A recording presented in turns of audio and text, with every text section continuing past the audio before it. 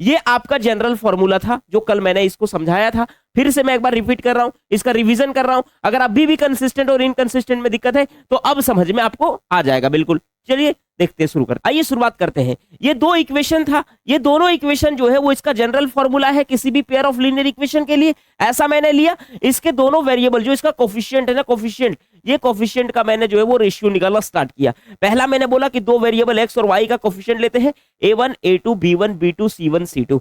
अब मैंने पहला कंडीशन में देखा कि अगर a1 a2 और b1 b2 और c1 c2 अगर इससे कोफिशिएंट का जो रेशियो है वो हमेशा बराबर रहेगा तो इसका मतलब वो लाइन आपस में क्या होंगे, कंसिस्टेंट होंगे। क्या होंगे भाई, कंसिस्टेंट होंगे। इससे आपका क्वेश्चन बनता ही बनता है, इसलिए इसको मिस नहीं करना है, इसको आप जानना है, आपको समझना है, आपको याद रखना है।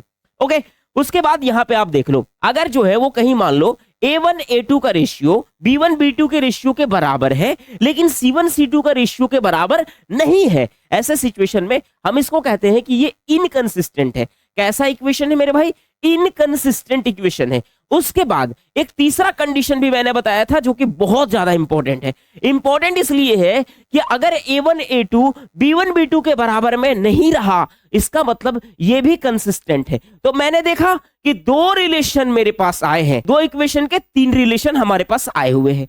पहला क्या चीज है, कंसिस्टेंट किसको कहते हैं, दूसरा क्या चीज है, इनकंसिस्टेंट किसको कहते हैं। कंसिस्टेंट किसको, कंसिस्टेंट कौन से इक्वेशन होते हैं, अगर मैंने ये दो इक्वेशन ले लिया, दोनों इक्वेशन के बीच में इसके जो रेशियो बनेंगे वो आपस में अगर सब बराबर होंगे तो वो कंसिस्टेंट होगा, है ना। उसमें जो लाइन बनेंगे वो कोइंसिडेंट होगा, ठीक है।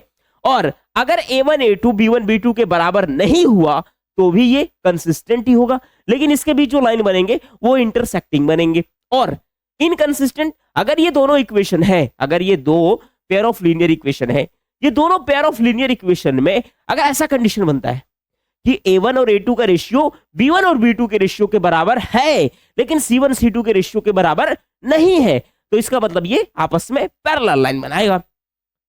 बताओ समझ में आया? 1 मिनट में मैंने बोला, 1 मिनट में मैंने आपको रिवाइज करवा दिया। और आपसे फाडू क्लास एक रिक्वेस्ट करना चाहता है। रिक्वेस्ट ये है मेरे भाई कि ये चैनल को हमने आपके लिए बिल्कुल फ्रेशर बनाया है। अब इस चैनल को कितना आप प्यार देते हो, इस चैनल को आप कितना पसंद करते हो, ये सारा चीज आप ही के ऊपर मैं छोड़ देता हूं।